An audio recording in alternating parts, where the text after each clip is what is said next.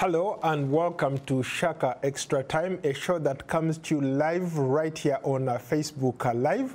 And joining me in the studio is Shaka Sali himself, aka the Kawale Kid. Hello, Shaka. Hugely terrific, Paul. How are you? I'm well, thank you. And a warm welcome to all our Facebook followers from all over the world.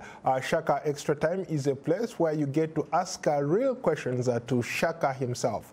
Shaka, let's talk about a lot of things today, but I wanted us to start in Kenya. Interesting developments in Kenya. Of course, the withdrawal of Raila Odinga and his running mate Kalonzo Musyoka from the upcoming election that was scheduled to take place on October the 26th poses a lot of questions. Your take? Well, I have to say, frankly, that it's very, very interesting, and at the same time, I could also say very surprising. Frankly, because when you look back and you look at Kenya, one would have probably thought that it is the only country that would probably claim to be democratic, and frankly, democratic in its own league, especially when you consider the region where it is situated. We're talking about from India, the Indian Ocean coast, to the Atlantic. There is almost no country, frankly, that can claim to be democratic there. Kenya would probably have been, and probably remains, at least so far, a country that frankly could claim that title. The opposition claims that the body responsible for the upcoming elections hasn't really taken into consideration the recommendations that were made by the Supreme Court. Do you think what the announcement they made today is the right move going forward? I don't know whether the announcement is the right move going forward, but what I can say is that I have gone through what they call the irreducible minimums. These are 11 actually important points that need to be dealt with by the Independent Electoral and Boundaries Commission of Kenya, IEBC, which is of course headed by Wafula Chebukati. And of course it was not only demanded really by NASA, the opposition, but in fact it was demanded by the Kenyan Supreme Court. I have not seen, frankly, any significant movement in that direction by the electoral body so far. Earlier when we were talking, you made a reference to one of the great minds, Albert Einstein, who said that if you keep doing the same thing, expecting the same results, then you must be crazy. Do you think what is happening in Kenya is maybe has similarities of what Einstein referred to several hundred years ago? He didn't quite say actually crazy. He kind of like said it must be insanity. So he probably would have said this is maybe democratic or electoral insanity, so to speak, or political insanity. Because let's face it, among the irreducible minimums required, of course, by the NASA was that, for example, you should make sure that the chairman, the chief executive officer of the Secretariat of the electoral body, Mr. Ezra Chiroba, must not get another opportunity to do exactly the same thing that he did or was supposed to do on August 8th. In fact, there is evidence when you read the ruling of the Supreme Court that the election in Kenya, in fact, did not really take place on August 8th because some of the important infrastructure, the servers and what have you, the kits, had actually been switched off on October the 5th. You're talking about 3 days before the election. This is a man who is responsible. And by the way, when we read the Supreme Court again ruling, Mr. Chiroba's name is one of the three that is mentioned adversely. But there are some of those, even including the opposition, they agree that the election itself was, in their own words, free and fair. What had issues, what had problems was the tallying and the transmission of those results. So would you agree? The process. Basically what it means is that the results that were announced were not reflections of the will of the people, especially when you look at forms 34A and 34Bs. Remember, the law required that the results that were announced at the individual constituencies would be final. In other words, the electoral body at the headquarters did not really have a right legally to come up with its own numbers. And so when you look at the ruling, you find that what was announced was actually a result perhaps of what one would call creative accounting. And of course, the opposition and a lot of observers say that, of course, was the magic which you could probably trace to a man called Ezra Chiroba. President Kenyatta, Uhuru Kenyatta, has said that even if the election was to be held 3 months from today, or whenever they hold the election, he will still win the election. Does that mean that he knows something that maybe the other people don't know? Why is he so confident that if this election was to be held, whether today or tomorrow or 3 months from today, he will still win an election? Well, first of all, if you look at, again, the ruling of the Kenyan Supreme Court, President Kenyatta did not win the election of August 8th. In fact, the ruling almost suggests that there was no election really held. The election was cancelled. Why was it cancelled? Obviously because there's no way they could determine who won the election, especially because the process was flawed. The process did not adhere to the Constitution of Kenya, to the laws of Kenya. And so you couldn't say anybody or somebody actually won the election. What seems to be a difference? I'll maybe give an example of a country like Rwanda, where you go to an election and the president comes out with 98%, to be exact, 99% of the vote. He wins by 99%. You look across in Uganda, it's pretty much the same thing. These electoral bodies somehow have succumbed to pressure, and they're able to announce results that do not reflect the will of the people. And I guess it goes back to maybe Joseph Stalin's thing. It doesn't matter how many people show up to vote, but what matters is who counts the vote. Why is the Kenyan example, why is Kenya as a country very, very different from those scenarios that we are talking about? I think part of the reason, of course, is that Kenyans are relatively more or better educated. They are more or better or exposed. They are socially and politically conscious, much more aware. Kenya, when you look at that country and you look at its history, when you put it in the context of the region, it is arguably the most urbanized country in the region. It could also be the most, in fact, industrialized country. It has the largest economy in that particular or general neighborhood, for that matter. So the ball game in Kenya could not be exactly the same as, say, in Uganda or Rwanda. Mind you, when you look at a country like Uganda, Uganda's politics and what have you, or democracy for that matter, sometimes, in fact, it reminds me of what used to be in Kenya in the early 90s. The early 90s.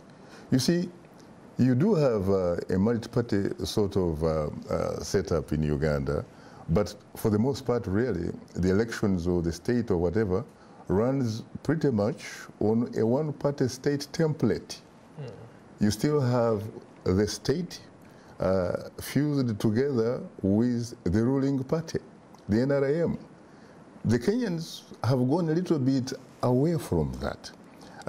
But I think that there are some players who are trying to figure out a way of making sure that they are probably indeed neighbors of a country like Uganda, not only in terms of the physical geographical situation, but perhaps even in terms of electorally. Because let's face it, the last 3 elections in Kenya have had problems. In fact, the only election that was considered to be free, fair, and credible in the history of Kenya, which got independence back in 1963, was the election of 2002, which was won by Emilio Mwai Kibaki, the kid from Nyeri. This is when NAC beat the ruling party, KANU, and the flag bearer, guess who? Was Uhuru Kenyatta, who was considered to be outgoing President Daniel Arap Moi's project, basically. But of course, the election under Samuel Kivuitu, 2002, remains the only election so far in Kenyan history that most people would agree was free, was fair, was transparent, was credible. And really, nobody argued. But when you talk about the subsequent election in 2007, you know what happened in 2008. Raila, in fact, is considered to have won that election. And I was told by Samuel Kivuitu again, who was the chairman of the Electoral Commission of Kenya at the time. He told me, in fact, we're having lunch at the Nairobi's Intercontinental Hotel. And there are a lot of other, evidence around, frankly, that will tell you that, yes, Mwai Kibaki did not win the 2008 election. In fact, even S.K. Macharia, a man who happens to be the owner, founder, owner, proprietor of Royal Media in Kenya, and has a flagship known as Citizen Television, which happens, in fact, to be, I think, Voice of America's affiliate station. He actually testified before the Kenyan Senate and actually said Kibaki did not win the 2008 elections. That election was won by a man called Raila Odinga. Did he become president? No, he ended up being a prime minister. And you remember how many Kenyans died because of course, of what happened. The other election, 2013, there is incredible evidence, in fact, incontrovertible, not lie would falter. Uhuru Kenyatta did not win that election. If he won, he did not win in the first round. He would have actually gone in a rerun, and who knows what the results would be, but he became president. And now you see what happened. The Supreme Court comes out. Shaka, before we go to our comments on Liberia, let me ask you one more question. How about those people who say Raila Odinga seems to be the elephant in the room? He seems to be the one person who remains in this whole thing, but a lot of people say that he's a populist. A lot of people think that it's all about him. How do you respond to that kind of criticism? In a free society, obviously, people are entitled to their different types of opinions. I think that, unfortunately, Raila Odinga has a problem which doesn't really begin with him. In fact, it begins with his father, a man who, obviously, most people would regard as Kenya's founding vice president, Jaramogi Oginga Odinga. This is a man, by the way, a graduate of your alma mater, Makerere. But in the 1940s, when in fact perhaps your dad and your mom hadn't even met each other. But this is a man who was considered by the British should be the first Kenyan prime minister. But he admired a man called Jomo Kenyatta so much. And Kenyatta had actually been locked up by the British, and they had almost virtually thrown away the key. Because he was a man who knew the British very well. He lived in Britain for many years. In fact, was even married to one of their daughters who bore him a Peter Magana Kenyatta, a man who I used to admire so much as a BBC producer. And Kenyatta, they feared him so much, so they actually wanted a shortcut. They wanted Raila's father. But Raila's father said, our leaders are in prison. They were at a place called Kapenguria. Eventually, what happens? Of course, Jomo Kenyatta and others are released, and eventually Jomo Kenyatta becomes the first Kenyan leader. And so, the man called Jaramogi Oginga was considered by London and Washington to be a communist, because he actually had support from what was then the Soviet Union, now Russia. And guess what? Again, Raila Odinga studied in a country that no longer exists. It was East Germany, which was, of course, part of what they called international socialism and what have you. And so he has had this tag. And the people that talk about it so much are people who control the media, and that media is very much Western type of media. Shaka, let's cross to Liberia. Something interesting is happening in Liberia. For the first time, I think they're going to have a transition of power from one president to another president without going to war. I wish maybe these other countries on the East Coast could maybe take an example from Liberia. Let's talk about what's at play in Liberia. You have, of course, George Weah, who has tried 2 times. This is the 3rd time. You have the current serving vice president, Joseph Boakai, also trying to maybe to get in to become the next president of Liberia. Your thoughts on Liberia? Well, first of all, I don't think it is correct to say that it is the first time that they will, in fact, have a peaceful transition from one individual to another. They have had that after the before. war. Yeah, you could say probably in modern Liberian history, you are right. I wish that a lot of other countries in the region and indeed across the African continent were actually following and adhering their constitutions. I remember several years ago asking President Ellen Johnson Sirleaf. I said, you know what? You come from a continent where the norm, or at least the new norm, seems to be individuals who are in power like you, when their term is about to come to an end, they engage in what some people say is political, constitutional, shifting of the goalposts. Something like you shift the political, constitutional goalposts. And I said, what about you? What happens, in fact, when your term comes to an end? Are you going to engage in that business, or are you going to adhere to the constitution of your land? And I remember her saying, I will not stay even 1 day or 1 minute or 1 second for that matter. I will only adhere to the constitution which I saw to defend and uphold. And she's doing that. This is what should be done.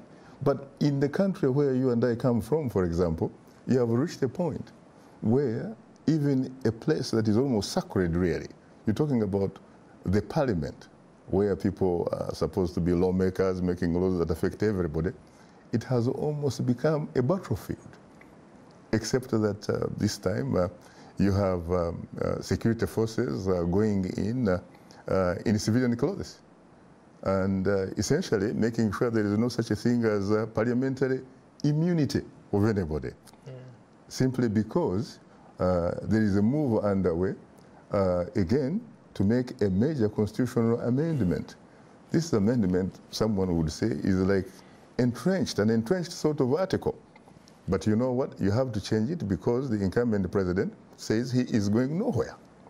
And then you have Rwanda, as you said. You just have Kagame who keeps, in a sense, succeeding himself. In Uganda, it is it's very... 99%. It's 99% indeed. And of course, he said that it is the people who came out in droves because they frankly feel that there is no such a thing as the Republic of Rwanda without Major General Paul Kagame, retired, but not tired. What lessons can be learned from Liberia? Of course, we have the first female African president leaving power. Chances are that there could be, there is potentially another female candidate that might replace her. What lessons can we draw from Liberia? I think she obviously provides a great positive role model, not only to young girls who are growing up on the continent and in the African diaspora, but frankly, she provides a great role model to the African continent. Because let's face it, she was given the opportunity to serve her people, and her contract expires, and she decided to say, you know what, that's exactly how much and how long my people expected me to be there. So I think, honestly, she should serve as a positive role model, not only to the young girls, and the young men, you know, who are growing up, but also to her fellow African leaders or rulers for that matter. If these people are put in place, really, they hold a Bible if they are Christians, they hold a Quran if they are Muslims, and they talk about protecting, defending, upholding the Constitution. They shouldn't get into the business where they make amendments of a Constitution for personal or political gain. I know that a Constitution is obviously a living document and therefore can be amended. I am not stupid enough to think that it is carved out of stone. But at least I think you should be able to respect it, at least for posterity. And also, the other thing is that you should give a chance to other people. Because let's face it, who the hell do you think you are? I mean, there are situations like Uganda, like Rwanda, like Cameroon, like Equatorial Guinea, and I can name several other countries where some of these individuals sincerely believe that they are probably God's political gifts to their own communities, to their own countries. In other words, unless they live, or if they are alive, unless they actually have to be in those types of positions, the countries won't be there. Yeah. Let's go to the comments, Shaka. Let's stay in West Africa. In Cameroon, we have Tena Clive Afua. He lives in California, but he wants to know about President Biya's silence on the Anglophone crisis in Cameroon, despite the government's convention to the problem. I don't know that President Biya has actually been silent, because let's face it, he has been sending security forces who have been causing mayhem and what have you. But I think that I would rather want to introduce some new element here. Yes, it is true that the Anglophone Cameroonians have problems in Greater Cameroon, no question about it. But I don't think sincerely it is about historical identity here. It is not historical identity. I think it is probably about neglect. I am talking about social, economic, political neglect. I think these people feel, and probably rightly so, because the evidence will point to that, that they are sort of essentially politically, economically marginalized, excluded. They don't frankly feel that there is hope for them in that arrangement called Cameroon. So I think that you need significant social, economic, political reforms. A quick follow-up on that. South Sudan was able to use that same argument, really, to secede from Sudan. They said that they were economically marginalized. They did not feel like they were part of Sudan. Why can't the Anglophones in Cameroon maybe make the same argument to the United Nations and maybe secede from Cameroon? First of all, the Southern Sudanese really had a point. There's no question about that. I have been to the Sudan, and you only need, frankly, to fly over that land that is known as South Sudan. There's almost no infrastructure. It is as if, in fact, it did not exist. You go to Juba, which is supposed to be, it used to be the southern regional capital, so to speak. There's almost nothing. As a matter of fact, the last time I was there, Paul, you can't believe this. You had like a tarmac road, probably not longer than 1 mile. And I'm not joking. I am not joking. So they had a point. But then again, let's face it. They actually got hold of arms, organized themselves into a fighting force. It started back, I think, in 1956, actually when the Sudan was given independence. So they started with the Anyanya one, Joseph Lagu, which of course ended up in a deal under the then Ethiopian Emperor Haile Selassie in 1972. Lasted for 10 years. Lagu became, I think, a general and the vice president. Anyanya too. And then SPLM, 1983, my friend. 2005. Can you talk about Cameroon instead of going to South Sudan? Yeah, can you talk about Cameroon? What else can I talk about the Cameroon? Okay, I said that the we are running out of time. Yeah, I said that the Cameroon, frankly, let's face it, they need to at least, when you think about the authorities in Cameroon, they need to, first of all, to listen to the voices from Anglophone Cameroon. And by the way, it's not only Anglophone Cameroon, frankly, that is suffering. A lot of other Cameroonians, even in Francophone Cameroon, are also suffering. They're also complaining because of what? There's no democracy. Some people might argue that, you know what? Biya has been in power for 35 years, so it means there must be peace and stability. But you know what? Stability and peace does not mean the absence of war, the absence of internally displaced persons. What it means is the presence of social-economic justice for everybody. We have time for one question very quickly. What do you think of Biafra? Do Nigerians need to attract international attention to the ongoing genocide happening in Biafra? Well, you know, the thing is, Paul, frankly, that issue of Biafra requires probably an edition of Straight Talk Africa, because it will take us back to the 1960s when you had the first military coup in 1966 in Nigeria, and you had a guy called Lieutenant Colonel Odumegu Ojukwu, who felt at the time that, you know, things were solved badly, especially after the assassination of Ilonsi, Major General Ilonsi, who was the military head of state and happened to be Igbo, just like Ojukwu. And then, of course, you had the Igbos being really slaughtered, being persecuted in the northern parts of the country and what have you, and running back to their southeastern homeland, and then creating a Biafra, which, of course, they tried to defend for 3 years, but eventually they surrendered. I don't think, again, here is the issue, frankly, of historical identity. Again, I think it is about neglect. I think the people of that part of Nigeria, and rightly so, think that they have actually been marginalized. But then again, when you look at the Igbos, you have a lot of individual, very successful Igbos. Tone Elumeru, who lives in Ikoyi. You have Ojikaru. You have all sorts of people. Okay, very quickly, what are you talking about on Straight Talk Africa tomorrow?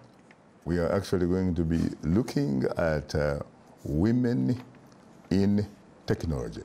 Women in technology. Women in technology, indeed. And I'm hoping that, in fact, one of the guests probably will come via or courtesy of Paul Ndiho. Very good. On that note, we look forward to having you on another edition of Shaka Extra Time. Stay tuned for the upcoming shows on Voice of America. From Washington, goodbye to all of you. Thank you. Yeah, thank you so much. You're most welcome.